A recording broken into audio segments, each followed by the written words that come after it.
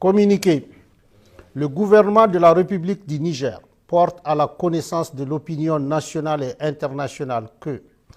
les 12, 13 et 14 mars 2024, ses représentants, sous l'autorité de son Excellence M. Ali Mohamed Lamine Zen, Premier ministre, ont eu une série de rencontres de travail avec une délégation américaine composée de la sous-secrétaire d'État adjointe aux affaires africaines, chef de mission, Mme Molifi,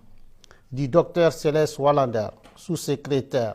à la Défense pour les affaires de sécurité internationale, du général Michael Langley, commandant en chef de l'Africom, et de Mme Kathleen Fisborn, ambassadeur des États-Unis d'Amérique au Niger. Sous la forme, l'arrivée de la délégation américaine n'a pas respecté les usages diplomatiques. En effet, c'est de façon unilatérale, par note verbale, que le gouvernement américain a informé le gouvernement nigérien de la date d'arrivée et de la composition de sa délégation, ainsi que les autorités nigériennes à rencontrer, sans précision aucune quant à l'objet de sa visite. C'est donc par courtoisie et suivant nos traditions millénaires d'accueil et d'hospitalité que le gouvernement a reçu la délégation américaine. Sur le fond, les échanges entre les deux délégations ont porté essentiellement sur la transition militaire en cours au Niger, la coopération entre les deux pays, en particulier la coopération militaire et la lutte contre le terrorisme, les orientations et perspectives politiques du Niger dans leur aspect relatif au choix des partenaires sur le plan diplomatique, militaire et stratégique, étant entendu que dans l'approche américaine, toutes ces trois questions sont profondément liées. Sur la transition en cours et le retour dans le meilleur délai à un ordre constitutionnel et démocratique, le gouvernement du Niger a réaffirmé sa ferme volonté d'organiser, dans les meilleurs délais, le retour à une vie constitutionnelle normale. Il s'agit d'un engagement solennel, en toute responsabilité, du président du Conseil national pour la sauvegarde de la patrie, chef de l'État, tel qu'exprimé dans son adresse à la nation du 19 août 2023. Sur le choix des partenaires diplomatiques, stratégiques et militaires, le gouvernement du Niger regrette la volonté de la délégation américaine de dénier au peuple nigérien souverain le droit de choisir ses partenaires et les types de partenariats à même de l'aider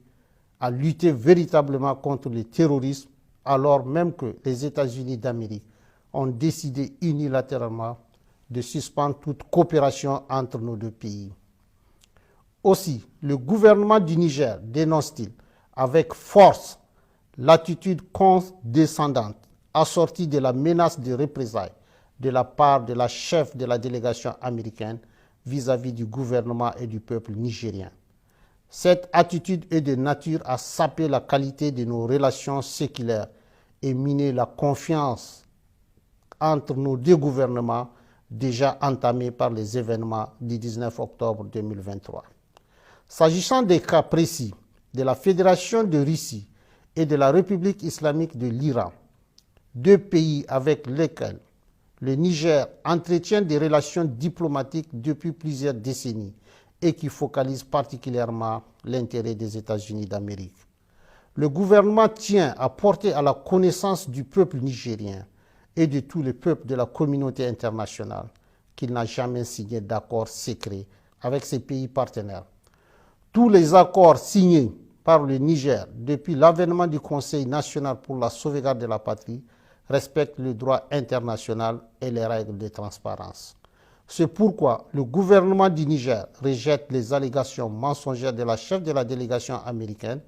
consistant à soutenir qu'il aurait signé un accord secret sur l'uranium avec la République islamique d'Iran. Cette approche cynique, habituellement utilisée pour discréditer, diaboliser et justifier leurs menaces contre les États, n'est pas sans rappeler l'exemple de la Seconde Guerre d'Irak. En effet, les Nigériens et l'ensemble de la communauté internationale se souviennent encore des fausses preuves brandies par le secrétaire d'État américain devant le Conseil de sécurité pour justifier l'agression américaine contre l'Irak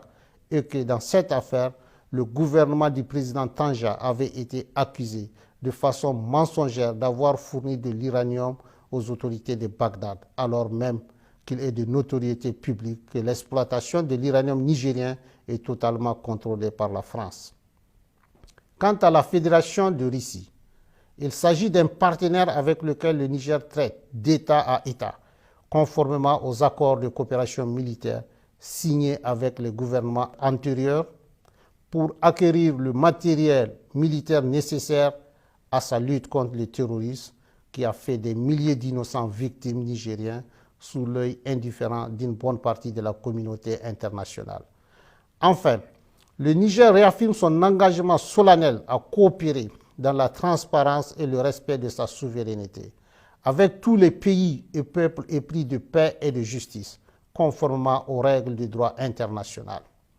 Sur la coopération entre les deux pays, en particulier la coopération militaire et la lutte contre le terrorisme, faut-il le rappeler, la présence américaine sur le territoire de la République du Niger est illégale et viole toutes les règles constitutionnelles et démocratiques qui voudraient que le peuple souverain, notamment à travers ses représentants élus, soit consulté pour l'installation d'une armée étrangère sur le territoire national. Ainsi, c'est par simple note verbale numéro 174 du 6 juillet 2012 que la partie américaine a unilatéralement imposé au Niger un accord relatif au statut du personnel militaire des États-Unis et des employés civils du département américain de la Défense sur le territoire de la République du Niger. Cet accord est non seulement profondément injuste dans son fond, mais également ne répond pas aux aspirations et aux intérêts du peuple nigérien pour les raisons objectives suivantes.